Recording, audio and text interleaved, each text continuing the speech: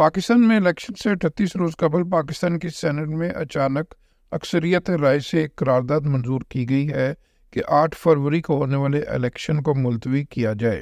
खैबर पख्तूनख्वा के सेनेटर दिलावर खान ने करारदाद पेश की जिसे अक्सरियत राय से मंजूर कर लिया गया।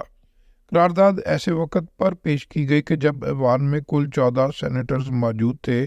करारदाद ऐसे वक्त पर भी पेश की गई कि जब ऐवान में कोरम तक पूरा नहीं था, ताहम किसी ने भी कोरम की कमी की निशानदेही नहीं की।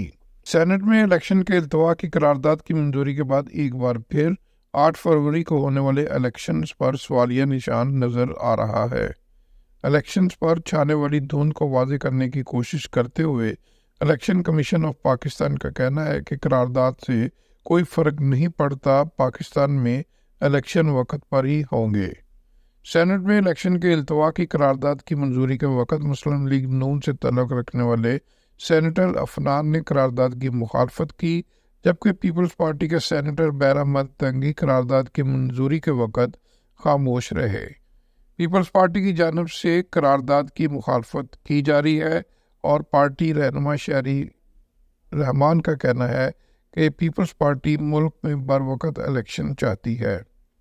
वाज़ेह है कि चीफ जस्टिस ऑफ पाकिस्तान पहले ही कह चुके हैं कि 8 फरवरी को इलेक्शन पत्थर पर लकीर समझे जाए।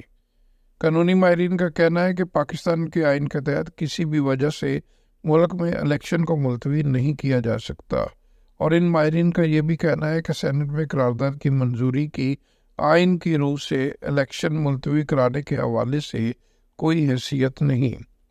सियासी पंडितों के मुताबिक जो हल्के इलेक्शन नहीं चाहते, देखना ये होगा कि वो आइन और कानून के होते हुए इलेक्शन के इल्तवा के क्या रास्ते तलाश या तजवीज़ करते हैं। पाकिस्तान के सियासी हलकों में इस $1 मिलियन सवाल का जवाब तलाश करने की कोशिश की जा रही है कि इलेक्शन को मुलतवी कराने की करारदाद के पीछे आखिर है कौन। Don't forget to like, comment and subscribe.